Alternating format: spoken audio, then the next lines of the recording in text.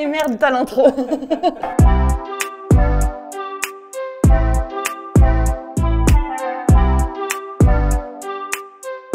Salut les jams et bienvenue dans le 4e épisode de Poloche. Ce mois-ci, on va parler Europe. On se retrouve pour la restitution de notre consultation OSE le 17 février sur Zoom pour la restitution européenne avec Dacian Cioloș, président de Renew Europe, et pour la restitution française le 25 février en live sur nos réseaux sociaux avec les jeunes démocrates, les jeunes radicaux et le gouvernement. Après l'Europe, ce mois-ci, on parle aussi égalité. On va organiser des agoras. Donc une agora, c'est quoi? C'est des lives, des zooms, des discussions avec des parlementaires, avec des membres du gouvernement, entre jams, où vous pouvez répondre dans chacune de vos régions et de vos départements à des questions pour émettre des propositions au nom des jeunes avec Macron.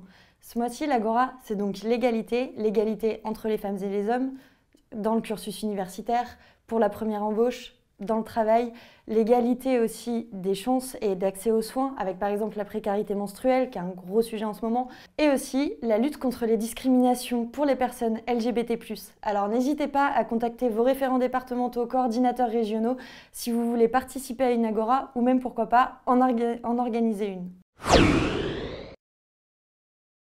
Une mesure qui a fait beaucoup parler et sur laquelle il y a eu énormément de fake news, la majorité sexuelle à 15 ans proposée par Éric Dupond-Moretti. Jusqu'à maintenant, si la victime avait moins de 15 ans, il fallait prouver une menace, une contrainte, une violence ou une surprise pour que l'agression sexuelle soit qualifiée en viol. Grâce à la proposition d'Éric Dupond-Moretti, il ne sera plus nécessaire de prouver cette violence ou cette contrainte. Toute agression sexuelle sur un enfant de moins de 15 ans sera automatiquement qualifiée en viol. C'est donc une vraie avancée et une vraie protection pour les mineurs. Vous en avez débattu tout le mois dernier pendant l'Agora Environnement. Vous avez émis beaucoup de propositions.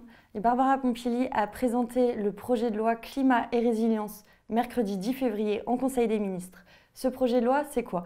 C'est les propositions qui ont été émises par la Convention citoyenne pour le climat qui avait été mise en place par le président de la République. 65 articles déclinés en 6 thématiques. Consommer, produire et travailler, se déplacer, se loger, se nourrir et renforcer la protection judiciaire de l'environnement. Toutes les propositions que vous avez émises pendant l'Agora du mois dernier seront présentées aux parlementaires et discutées à l'Assemblée nationale. En France, l'apprentissage a à tort une mauvaise image. Être apprenti, c'est quoi? C'est étudier et en même temps apprendre concrètement un métier. C'est une formidable passerelle justement entre les études et le monde du travail. Depuis qu'Emmanuel Macron a été ministre de l'économie puis président de la République, l'apprentissage s'est démocratisé et n'a de cesse d'augmenter. D'ailleurs, cette année, malgré la crise, on a un record du nombre d'apprentis. En 2020, et ce malgré la crise du Covid-19, c'est 495 000 contrats d'apprentissage qui ont été signés. C'est 100 000 apprentis de plus qu'en 2019. Toujours en parlant des jeunes, Elisabeth Borne a annoncé une nouvelle aide. Pour tous les étudiants qui étaient boursiers pour l'année universitaire 2019-2020, vous pouvez demander jusqu'à 70% de votre bourse et 100 € en plus si vous n'habitez pas chez vos parents pour vous aider en cette période compliquée dans votre recherche d'emploi. Vous pouvez déposer vos dossiers jusqu'à juin 2021 pour demander cette nouvelle aide. A très vite et on se retrouve dans 15 jours avec Sacha Elfen pour un nouvel épisode de Poloche.